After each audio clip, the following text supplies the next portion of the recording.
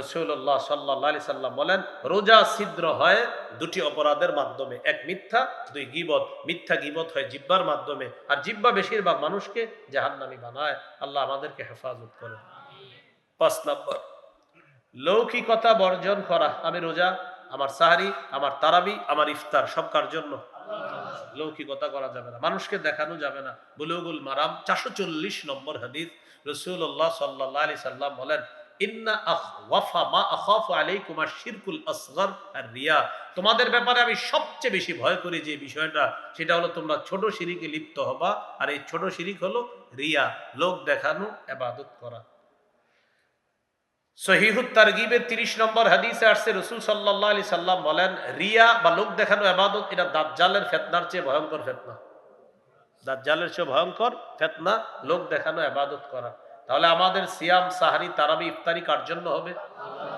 ৬ number, বর্জনীয়, অপচয় বর্জন করা। ইফতারি এতগুলা বানায়, বুঝছেন? মানে ইফতারি করার আগে কি মনে করে রোজাদার জানেন? সামনে শরবতগুলা, খানাগুলা, যে হ্যাঁ চিন্তা করে আমি সব খাবো, পরে শরবতটা খায় আর কিচ্ছু খাইতে পারে না। হ্যাঁ, মনে করে সব খাবে, পরে শরবত খায়, ২-৩টা খেজুর খায়, আর চলে না। একটুগুলা কেন মাখলেন?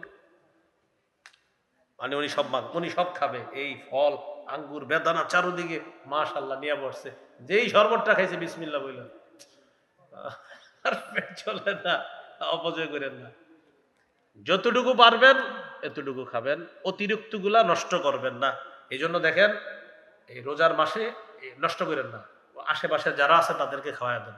বাচ্চা টাচ্চা যারা আছে না, রোজা রাখে না, ছোট মানুষ, 5 বছর 6 বছর, রাস্তায় দৌড়ায়, ডাইকে খাওয়াই দিবে না, খা। নষ্ট করেন না, খাবার নষ্ট করেন না। এই জন্য পরিমিত ইফতার বানানো, যেন আপনি ওই ইফতারটা আপনি পরিমিত হয়, অপচয় না হয়। সর্বশেষ কথা, আমার সাথে একটু বলেন, আমাদের ইফতার যেন মাগরিবের জামাত ছুটার কারণ না হয়।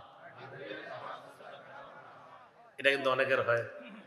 তাহলে মাগরিবের জামাত যেন না ছুটে ইফতারের কারণে। মনে থাকবে তো ইনশাআল্লাহ?